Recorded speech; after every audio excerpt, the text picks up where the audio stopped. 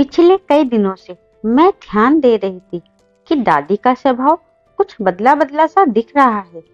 अपने स्वभाव के विपरीत दादी काफी शांत दिख रही थी, वो भी तब जब वो अपने मायके से होकर आई थी। आखिर क्यों दादी इतनी बदली बदली थी? अपने मायके से आने के बाद मेरे मन में कई विचार चल रहे थे, क्योंकि दादी तो हमेशा अपने मायके की संपन्नता और दुलार की बातें हमसे किया करती थी और माँ और चाची के मायके वालों को छोटा दिखाती रहती थी।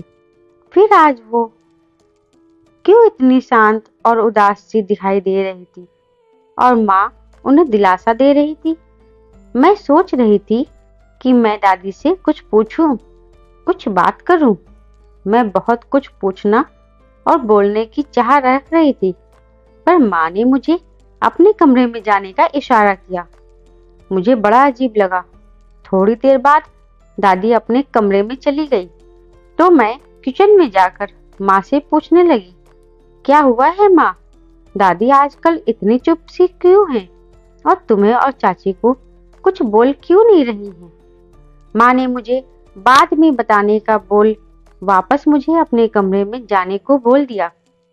मैं वापस कमरे में आ गई और अपनी किताब लेकर बैठ गई, पर मेरा ध्यान तो पूरी तरह दादी के ऊपर ही चला गया था। दादी अपने पिता की इकलौती और अपने परिवार में सबसे बड़ी थी। इधर दादाजी भी सबसे बड़े थे।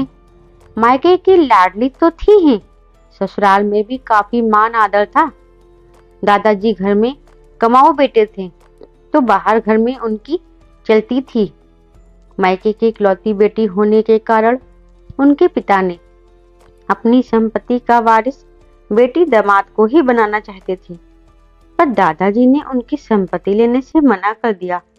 तो दादी के पिताजी ने अपने भाई के बच्चे को गोद ले लिया, ताकि उनकी बेटी का मायका भी आबाद रहे और मायके में आना जाना बना रहे। पर होनी को तो कुछ और ही मंजूर था।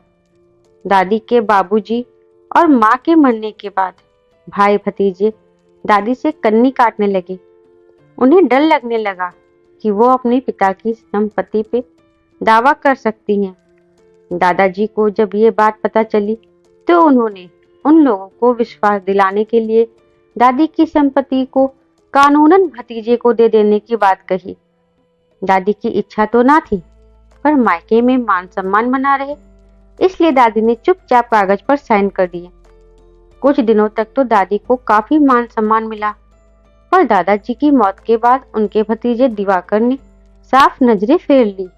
दादी को कभी जरूरत नहीं पड़ी मायके की संपत्ति की, तो उन्होंने भी इस बात पर ज्यादा तूल ना दिया, पर हमेशा हम बच्चों और माँ चाची से अपने मायके की संपन्नता के बारे में हमसे जिक्र किया करती रहती थी।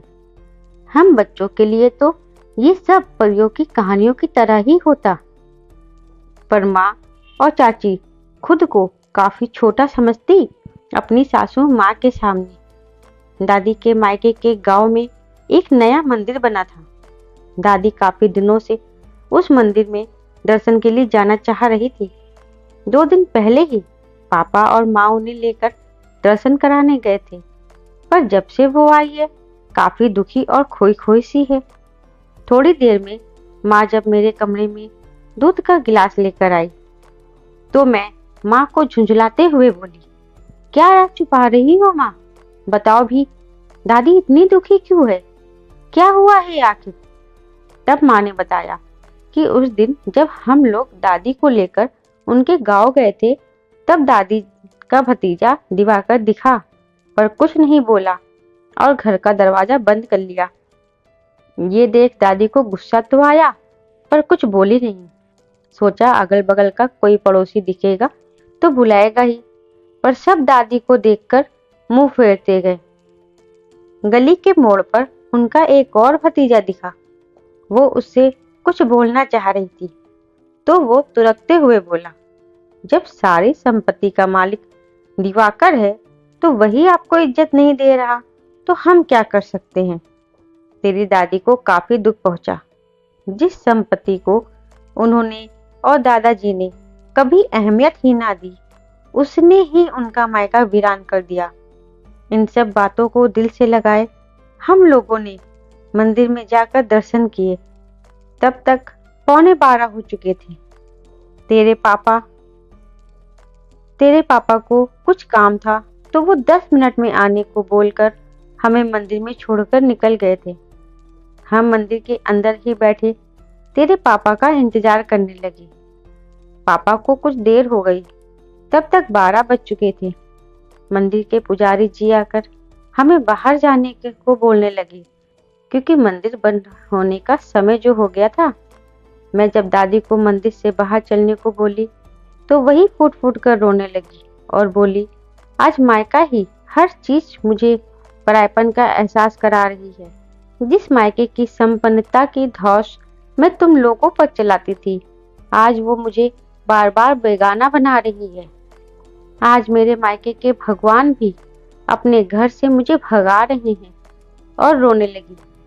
थोड़ी देर में पापा आ गए और फिर हम अगली बस से घर चले आए। इसी वजह से तेरी दादी इतनी दुखी है। मैं सारा किस्सा सुन सन्न रह गई।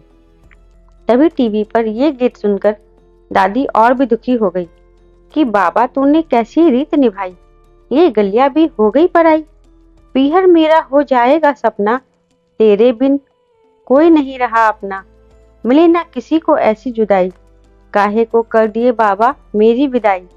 उनको दुखी देखकर मैं उनसे मिलने उनके कमरे में गई तो मैंने देखा कि वो गाने के बोल सुनकर फूट फूट कर रो रही थी।